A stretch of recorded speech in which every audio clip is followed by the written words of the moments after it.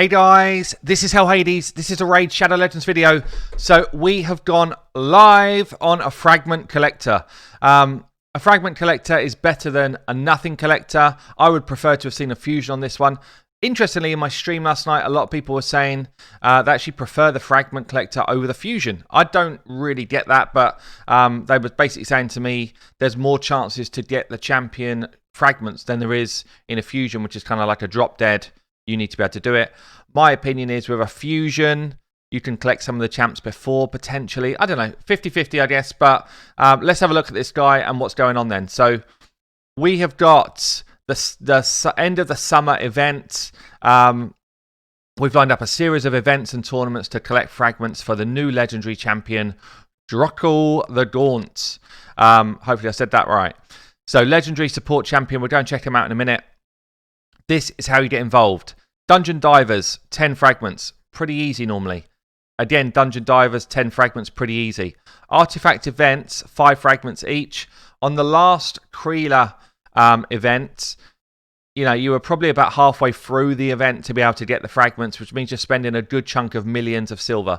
Not like ridiculous, but they're not easy. Having 2 back-to-back is kind of tough. So make sure you are saving your silver. Make sure you are prepared for these 2 events. Only 5 fragments each here though, so it's kind of low reward, but it's for stuff that you're probably going to do anyway. So if you can only do 1, if you only got silver for 1, make sure you know which one you're going to do and make sure you get the fragments from that. We've got a big one here, Summon Rush, 25 fragments. So let's assume we can't do that for a minute and see if we can still do this. Champion training is going to be over a week, 15 fragments. You're normally about 2/3 of the way through the champion training sections, so get your champions ready, level them up to max if you're just doing the kind of normal stuff, and then hold them at max. Actually, this is from tomorrow, so maybe even just kind of save your silver to be able to do the champion training at the same time as doing the other stuff. Like, you can do champion training and dungeon divers at the same time easily. You can also do champion training whilst you're doing stuff like Fire Knights, Ice Golems, by putting an extra champion that you're leveling, or maybe 2 champions that you're leveling, into those fights if you can do that. But we've got 10 fragments for Fire Knight, only 5 for Ice Golem, 10 for Spider. There's no Dragon tournament in this. And then we've got another 15 for Champion Chase, and then 2 lots of 5 for the Arena.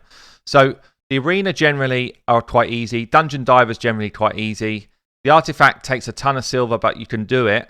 So we've only got 40 of the fragments hidden behind Summoning, which is better than last time.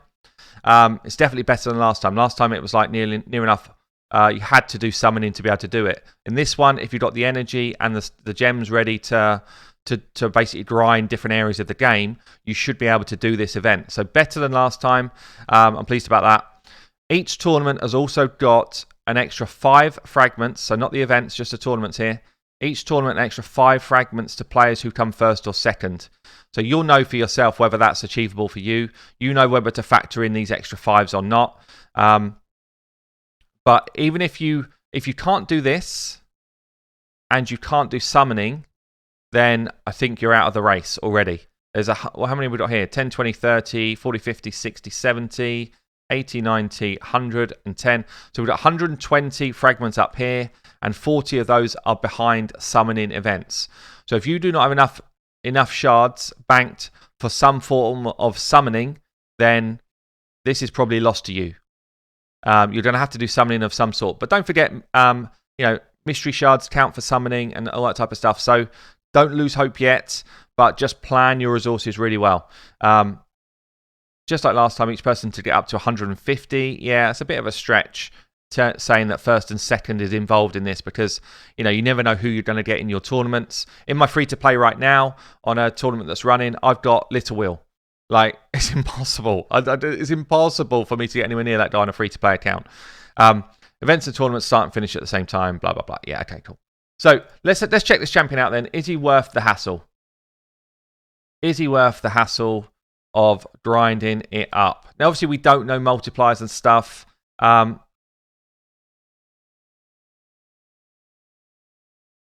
It's kind of cool. You know what? I love this. I love this kind of like he's carrying his big rune tomb thing on his back.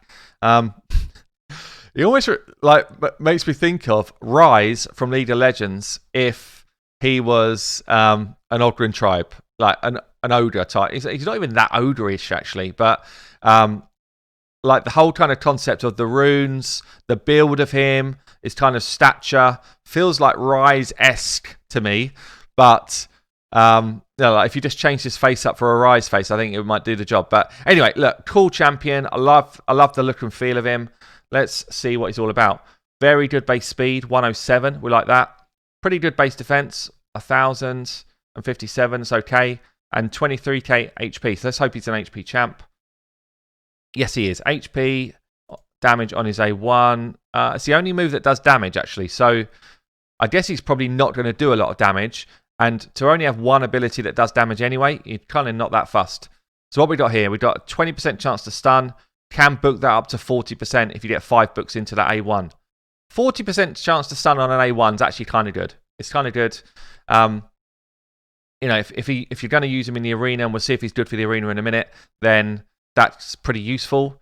For something like Faction Wars, it's useful to just try and take out, one of the ads on one of those bosses that is trying to like ally attack with ads. So that's kind of nice. Not bad utility for an A1.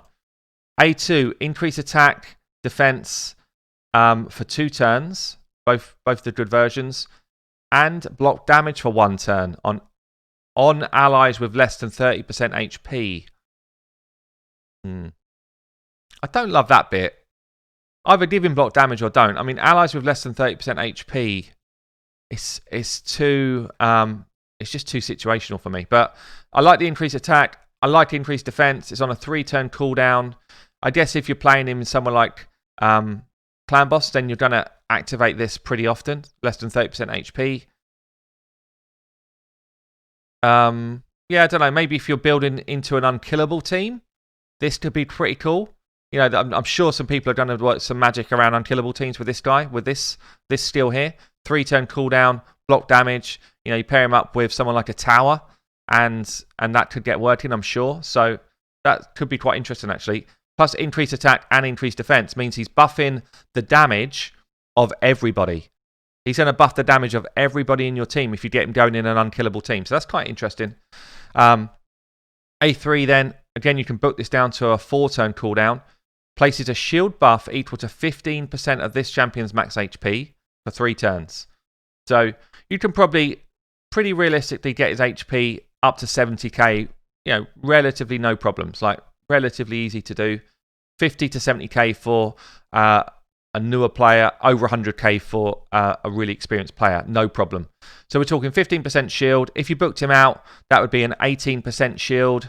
So you're talking, probably throwing somewhere between a 10 and 20k shield on your whole team. It's not crazy. It's not like Sir Nick crazy. It's not like Miscreated Monster Spider crazy, but it's not bad either. Heals each ally. This is passive. He heals each ally by 15% of this champion's max HP, so the same numbers again, whenever a shield is broken. Whenever a shield buff placed by this skill expires, is removed, or is broken by an enemy attack. That's interesting. Okay, so I don't know if I'm reading this right. So if a shield breaks on one champion, is this saying it heals all allies or each individual ally? I think it's probably reading like each individual ally. Allies whose shield buffs are broken will also counterattack the enemy that breaks the shield. That's pretty cool, actually. That's pretty cool. When a shield is broken, the heal occurs instantly before any remaining damage from the shield breaking attack is taken. It's a really interesting skill. It's almost like you have to have lost some health in the first place for this to really start to be cool, to get the heal benefit. But it's almost like an additional form of having a counter attack in your team for Clan Boss, which I love. All of a sudden you've got ally attacks as an option. You've got proper counter attack. You've got this guy with a kind of weird counter attack ability, which again you can get to 4 turns and probably make him go fast enough to get it on a 3-turn loop. I kind of like it. I actually feel like this is kind of cool. Comment below, guys. What do you think about this skill? I feel like is A2 pretty cool for certain compositions. Certainly buffs damage everywhere. A1 is okay. Is A3 is very interesting, and I'm sure we can get some fun stuff going with this. In the arena, I worry whether it's going to make any difference. Like, once that shield breaks, it heals straight away. Well, if the shield's on before you're attacked, you've got nothing to heal anyway. If the shield's on after before someone gets a turn, you know, another 10k worth of life is useful, but I don't know if it's broken. Like, Warlord puts 30% shields up with the same type of ability, so I don't feel like it's kind of like going to keep your whole team alive. So it feels like more PvE than PvP to me, but certainly interesting for stuff like Spider, stuff like Clan Boss for sure, stuff like Faction Wars, maybe this Doom Tower, this will be a really good ability. I kind of like him, good base stats, certainly feels like he's worth having a go at. I will have a go at this and try and get him as quickly as I can to get him played with and show you guys him, but yeah, interesting champion, guys. Comment below, what do you think of Drokgul the Gaunt? Is he someone you're going to be going for? Has he piqued your interest enough? I've been Hell Hades. I'll catch you later.